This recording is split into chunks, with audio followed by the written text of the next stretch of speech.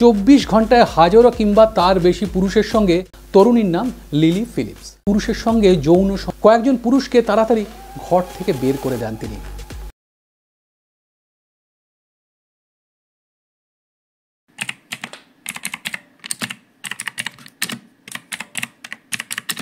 চ্যালেঞ্জের বাংলা তর্জমা করলে ঠিক কি দাঁড়ায়? বাজি, তাই তো? আচ্ছা, এখনো পর্যন্ত আপনি ঠিক কিসে কিসে বা কোথায় কোথায় বাজি ধরতে দেখেছেন? মানে দেখতে বেশ অভ্যস্ত, মানে ইউজ টু আর কি। কোথায় সেগুলো? মোটামুটি পরীক্ষার খাতায়, খেলার মাঠে, খাওয়ার পাতে, এমনকি প্রেমের লোক দেখানো দখলদারিতেও দেখা যায়। কিন্তু আজ যে চ্যালেঞ্জের কথা বলবো সেটা শুনে আপনার বা আপনাদের চোখ কপালে উঠলেও খুব একটা অবাক হওয়ার কিছু নেই। খুব স্বাভাবিকভাবেই আজকের ভিডিওটা একটু অন্য রকমের হলেও আমরা যেভাবে কিশোর ক্যাফেতে যেভাবে একাধিক অজানা অচেনা সমস্যামূল হোক কিংবা ইন্সপায়ারিং তথ্যকে এক কথায় যা ইউনিক, সেই সমস্ত কিছুকেই সামনে তুলে আনার কাজটা আমরা করে থাকি, দীর্ঘদিন ধরে করে আসছিও। আজকেও তেমনই একটি ভিডিও আসতে চলেছে আপনাদের সামনে। হ্যাঁ, সে এমনই এক বিস্ময়কর চ্যালেঞ্জ যা শুনে তার প্রশংসা করবেন না নিন্দায় সরব হবেন তা আপনার ব্যাপার। তার আগে আবারও বলে রাখি, ওয়েলকাম টু কিশোর ক্যাফে। কিশোর ক্যাফের নতুন একটা ভিডিওতে আপনাদের সবাইকে স্বাগত জানিয়ে আমি তমাল শুরু করছি আজকের নতুন ভিডিওটা। চ্যালেঞ্জটি হচ্ছে 24 ঘন্টায় হাজারো পুরুষের সঙ্গে যৌন সম্পর্কে লিপ্ত হবার চ্যালেঞ্জ। ভাবছেন এ কীরকম চ্যালেঞ্জ, কিংবা এটা আবার কোনো বলার বিষয় হলো নাকি? হলো বই কি, তবে পুরোটা শুনুন। বছর 23-এর এক তরুণী, সংখ্যাটা শুনেছেন নিশ্চয়ই, 24 ঘন্টায় হাজারো কিংবা তার বেশি পুরুষের সঙ্গে যৌন সম্পর্কে লিপ্ত হবার চ্যালেঞ্জ। আর চ্যালেঞ্জটি যিনি নিয়েছেন তিনি সমাজ মাধ্যম অনলি ফ্যান্সের একজন কন্টেন্ট ক্রিয়েটার, স্টার মডেল এবং অভিনেত্রী হিসেবেই পরিচিত। ইউনাইটেড কিংডমের ডার্বিশায়ারের বাসিন্দা তরুণীর নাম লিলি ফিলিপস। শেফিল্ড ইউনিভার্সিটির ছাত্রী হিসেবে নিউট্রিশন নিয়ে পড়াশুনো করে তখন সবে তার কেরিয়ার গড়া শুরু। কিন্তু পড়াশুনোয় তার একেবারেই মন লাগতো না। ক্লাসের মধ্যেই ঘুমিয়ে পড়তো কিংবা ক্লাস বাঙ্ক করতো। আর এর মধ্যেই খুব অল্প সময়ের মধ্যে নিজের নাম, যশ, খ্যাতি, অর্থের তাড়নায় এরপর উঠে পড়ে লাগে মেয়েটি। আর এর ঠিক পরেই বিশেষভাবে প্রাপ্তবয়স্কদের জন্য ছবিতে, সোজা কথায় পর্ন ছবিতে অভিনয় করা শুরু করে। এ অবধি সব মোটামুটি ঠিকঠাকই ছিল, কিন্তু হঠাৎই কেন এমন এক অদ্ভুত সিদ্ধান্ত? আর কীভাবেই বা সেই চ্যালেঞ্জের সিদ্ধান্তকে কার্যকর করতে এগোচ্ছে সে কথাতেই আসছি আজকে।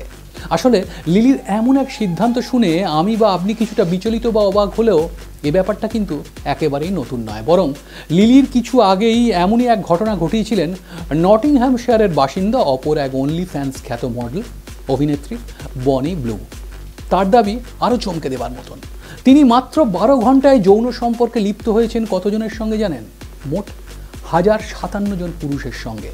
আর তারও প্রায় 20 বছর আগে 2004 সাল নাগাদ নিউ ইয়র্ক পোস্টের প্রতিবেদন বলছে পোল্যান্ডের লিজা স্পার্কস নামের অন্য আর একজন গোটা 24 ঘন্টায় মোট 919 জন পুরুষের সঙ্গে যৌন সম্পর্কে লিপ্ত হয়ে যে রেকর্ড গড়েছিলেন, একে একে এবার সেই রেকর্ড ভাঙার কাজই শুরু করেছেন প্রথমে বনি আর তারপরে লিলি ফিলিপস। কিন্তু কথা হচ্ছে, লিলি কি তবে ইতিমধ্যেই তার সেই চ্যালেঞ্জটি সম্পূর্ণ করেছেন? আগে না, বরং বলা যায় ব্লকবাস্টার ছবির আগে তার একটা ট্রেলার লঞ্চ করেছেন সবে মাত্র। আর তার অংশ হিসেবেই বা প্রস্তুতি হিসেবে ইতিমধ্যেই একদিনে 101 জন পুরুষের সঙ্গে যৌন সম্পর্ক করে ফেলেছেন তিনি। কিন্তু কেমন ছিল সেই অভিজ্ঞতা? খুব সম্প্রতি ইউটিউবার জোস পিটার্সকে দেওয়া এক সাক্ষাৎকারে 23 বছর বয়সী লিলি ফিলিপস জানান কিভাবে ওই সিদ্ধান্তের কারণে চূড়ান্ত যন্ত্রণা ভোগ করতে হয়েছে তাকে। সেই সাক্ষাৎকারে নায়িকা আরও জানান, প্রথমটায় তিনি তার বিতর্কিত চ্যালেঞ্জ নিয়ে উত্তেজিত ছিলেন, খুব স্বাভাবিকভাবে খুব উত্তেজিত ছিলেন। আর খুব আশ্চর্যজনকভাবে হলেও তিনি তেমন কোনো যন্ত্রণা বা কষ্ট অনুভব করেননি। তাও প্রথমভাবে বলতে 39তম ব্যক্তি পর্যন্ত। কিন্তু 40তম জনের সঙ্গে সম্পর্কে লিপ্ত হওয়ার সময় তাকে মুখোমুখি হতে হয় এক কঠিন বাস্তবে। অসম্ভব শারীরিক যন্ত্রণার সম্মুখীন হতে হয় তাকে। আর সেই মুহূর্তে বেশ খানিকটা ভয় পেয়ে যান লিলি। এবং তৎক্ষণাৎ সে ভাবতে থাকে, এ তো সবে মাত্র 40তম, এখনও তো অর্ধেকও পূরণ হয়নি তার এই ধাপে, নির্ধারিত ওই 100 জনের মধ্যে। তবে 101 জনের সঙ্গে শারীরিক সম্পর্কের পর তার পরিণতি কি হতে পারে? তিনি জানান, এমন সিদ্ধান্ত বা চ্যালেঞ্জ যদি তার মতো তুলনায় অনেকটা অভ্যস্ত একই সঙ্গে একজন দৃঢ়চেতা মেয়ের সঙ্গে এমন অবস্থা তৈরি করে, তাহলে যে কোনো দুর্বল মনের মেয়েদের পক্ষে কি হতে পারে এমন চ্যালেঞ্জ নিলে? আসলে এমন চ্যালেঞ্জ নেওয়াটা তো সত্যিই মুখের কথা নয়। আর ঠিক সেই মুহূর্তেই তিনি মনে করেন যে এমন চ্যালেঞ্জ নেওয়ার পরামর্শ তিনি ভবিষ্যতে আর কোনো মেয়েকে দেবেন না। লিলি নিজে রীতিমতো এই ঘটনায় রীতিমতো কিংকর্তব্য বিমূঢ় হয়ে পড়েন এবং এরপরেই তিনি জানান, সত্যি জানি না ব্যাপারটাকে ঠিক কিভাবে ব্যাখ্যা করব। তবে পুরো বিষয়টি অবিশ্বাস্য যন্ত্রণাদায়ক ছিল, কিন্তু নিজের এমন এক চ্যালেঞ্জের প্রস্তুতি পর্বে 101 জনের সঙ্গে যৌন সম্পর্কে লিপ্ত হতে গিয়ে তাকে ঠিক কোন বাধার সম্মুখীন হতে হয়েছে। আর এরপর সে কথা বলতে গিয়ে কিন্তু রীতিমতো কান্নায় ভেঙে পড়ে মেয়েটি। তিনি জানান এরপর মানে এই 40 জন হয়ে যাওয়ার পর তিনি যখন রীতিমতো শারীরিক এবং মানসিকভাবে অনেকটাই বিপর্যস্ত, তখন ঠিক সেই মুহূর্তে কয়েকজন পুরুষকে তাড়াতাড়ি ঘর থেকে বের করে দেন তিনি। স্বাভাবিক, যদিও এমনভাবে কাউকে ঘর থেকে বের করে দিতে তার খারাপ লেগেছিল বলেও তিনি জানিয়েছেন।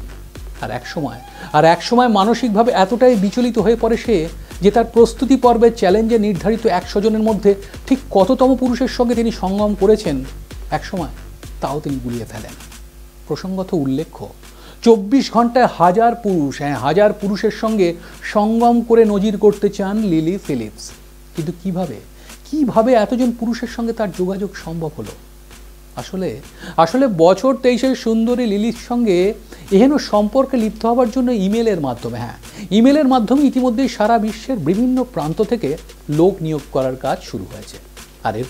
আর এরপর সমস্ত আবেদনের মধ্যে থেকে তার মতে লিলির মতে যোগ্য এমন 1000 জনকে বেছে নেওয়া হবে। আর 24 ঘন্টায় মানে গোটা একদিনে 1000 পুরুষের সঙ্গে সঙ্গম করে রেকর্ড গড়তে চাওয়া ওই বিশেষ দিনটার একটা বর্ণাঢ্য নামও ঠিক করে ফেলেছেন খোদ লিলি ফিলিপস। নামটা কি জানেন? নামটা হচ্ছে record breaking event of the year. নামটা হচ্ছে record breaking event of the year. 2025 সালের ফেব্রুয়ারিতে সেটি আয়োজিত হবে। তবে তার প্রস্তুতি পর্বের প্রবল কষ্ট বা যন্ত্রণা থেকে শিক্ষা নিয়ে ফাইনাল ইভেন্টের জন্য তিনি কিন্তু নিজেকে তৈরি করতে শুরু করেছেন। কিন্তু কিভাবে? এর জন্য রীতিমতো বিশেষ প্রশিক্ষণ নিতে শুরু করেছেন লিলি। আর সেই প্রশিক্ষণের অংশ হিসেবেই সম্প্রতি 101 জন পুরুষের সঙ্গে সঙ্গম করেছেন তিনি। হয়তো এটাও একটা নজির তৈরি করবে, নিশ্চয়ই করুক। প্রতিটি পেশায় যেমন প্রতিযোগিতা আছে, সেই নিয়ম মেনে এবং প্রতিটি পেশার প্রতি পূর্ণ সম্মান এবং আস্থা রেখে এখানে কয়েকটা প্রশ্ন রাখতেই হচ্ছে। প্রশ্ন নাম্বার 1, বিনোদনের প্রশ্নে রেকর্ড ব্রেকিংয়ের যে খেলা সেটা একেবারেই নতুন কিছু নয়। অন্য আর 10টা পেশার মতন লিলিও নিশ্চয়ই নিজের পেশা থেকে এমনটা করতেই পারেন। কিন্তু প্রশ্ন হচ্ছে, এমন চ্যালেঞ্জ বা প্রতিযোগিতা যাই বলুন না কেন, সেটা আদৌ কি কোনো সুস্থ বার্তা পৌঁছে দিচ্ছে তার অনুগামীদের কাছে? প্রশ্নটা উঠছে এই কারণ তিনি যেহেতু এটি সমাজ মাধ্যম অনলি ফ্যান্সের প্ল্যাটফর্ম থেকে এটা প্রচার যদি তিনি না করতেন, তিনি যদি এটা সমাজ মাধ্যম অনলি ফ্যান্সের প্ল্যাটফর্ম থেকে এটা প্রচার না করতেন তাহলে কিছুই বলার ছিল না।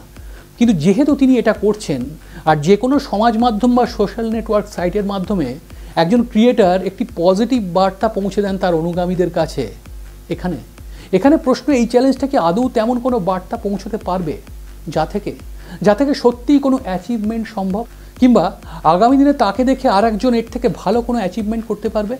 বাস্তব হচ্ছে এখানে হয়তো অ্যাডভেঞ্চার আছে কিন্তু অ্যাচিভমেন্ট নেই। কারণ ইতিমধ্যেই লিলি নিজে এর প্রস্তুতি পর্বের প্রবল শারীরিক যন্ত্রণা এবং মানসিক সমস্যার কথা বলে অন্য কাউকে অন্য কোনো মেয়েকে এমন চ্যালেঞ্জ করার পরামর্শ দেবেন না বলেই জানিয়েছেন। তাহলে সেটা কেন?